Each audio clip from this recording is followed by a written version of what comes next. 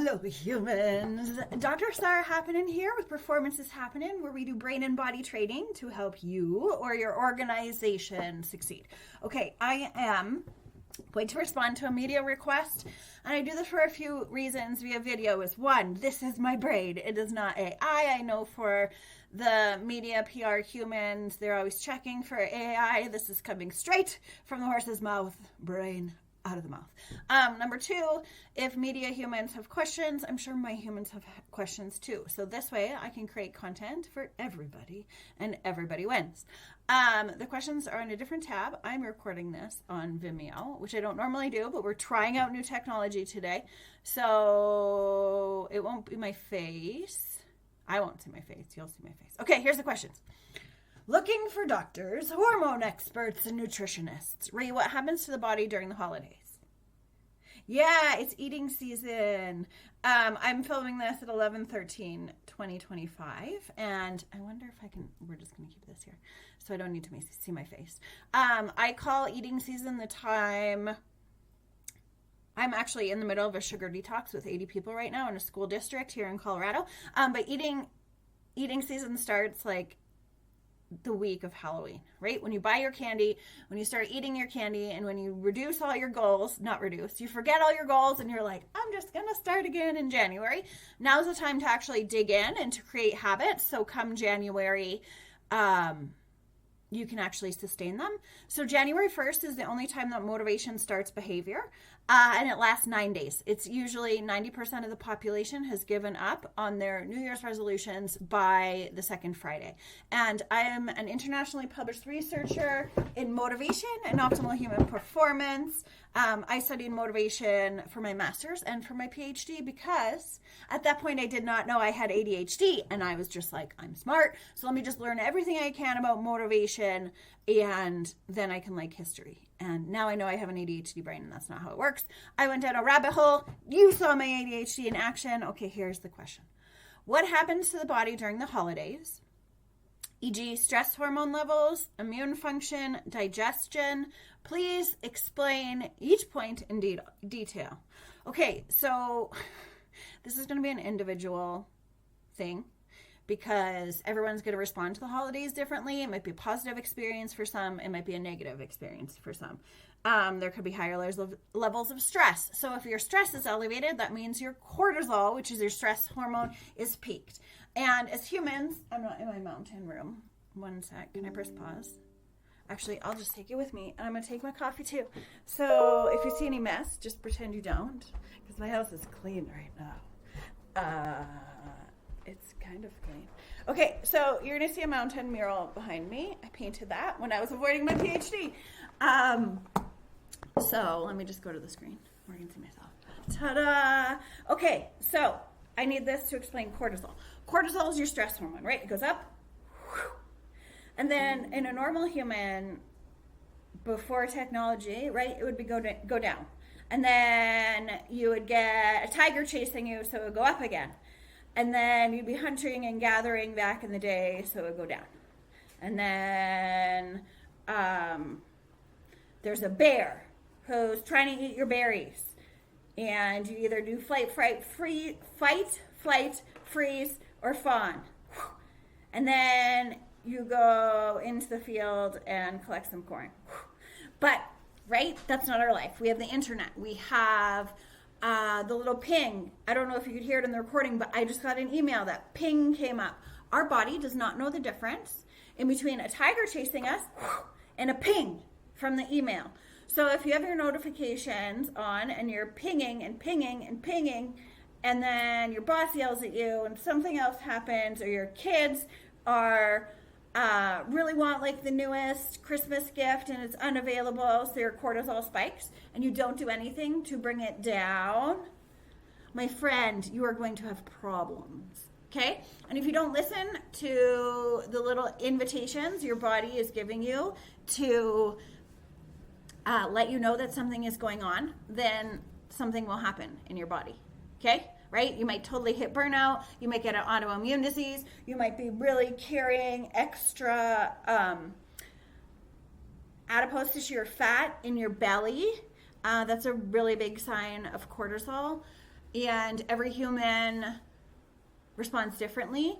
And if you're not taking time to signal to your nervous system, your brain can't decide this. You have to tell your body that you are calm. Then your cortisol level is just going to rise, and you're going to get sicker and sicker, and you might have increased blood pressure.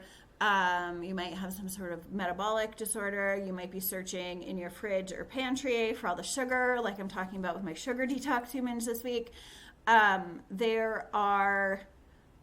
It's very individual. Okay, let me read the question again because I'm sure I went down a rabbit hole. We talked about cortisol. Okay, what happens to the body during the holidays? Stress hormone levels. Okay, kind of talked about that.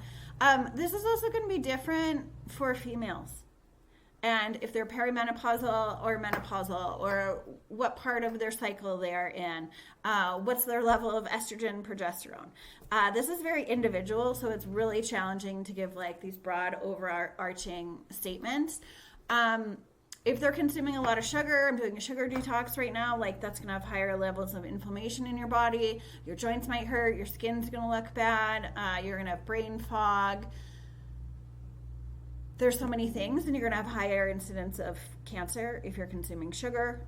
When sugar is in your body, it basically puts like fat burning on the back burner. So you want to burn fat because I don't want to get into too much of the science, but when your body, like when you have an insulin spike and when you eat a lot of sugar, that's your body's fastest way to getting energy. So it's going to use that before it's going to go into your fat tissues and burn your fat. So a lot of people I know want to burn fat. Don't eat sugar, and then you can burn fat. Secret tip. Okay, get back to the questions, Saara.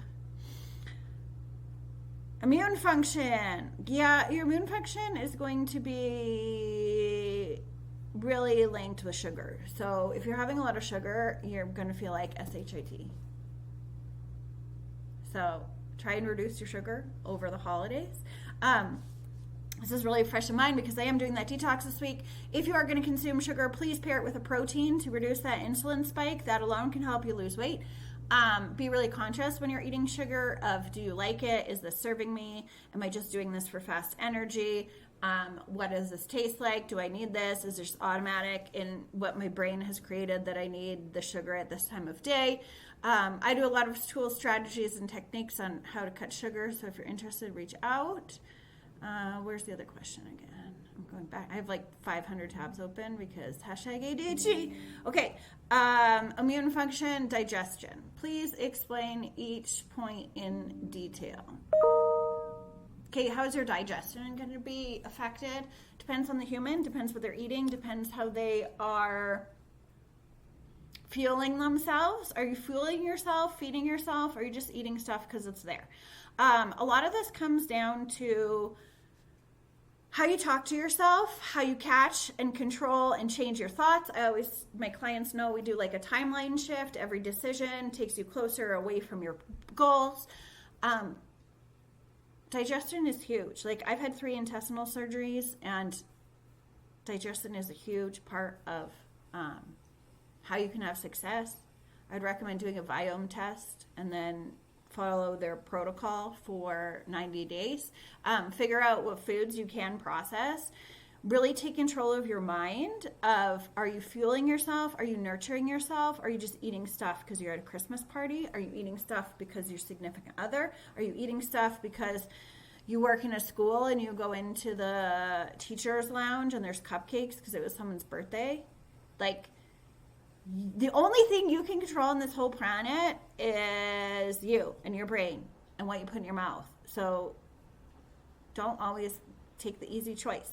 Grow your interior cingulate cortex. It's part of your brain that every time you make a hard choice, a hard decision, it grows a little bit, and then it makes that choice easier in the future. So your ACC is bigger in athletes. It is smaller in obese people.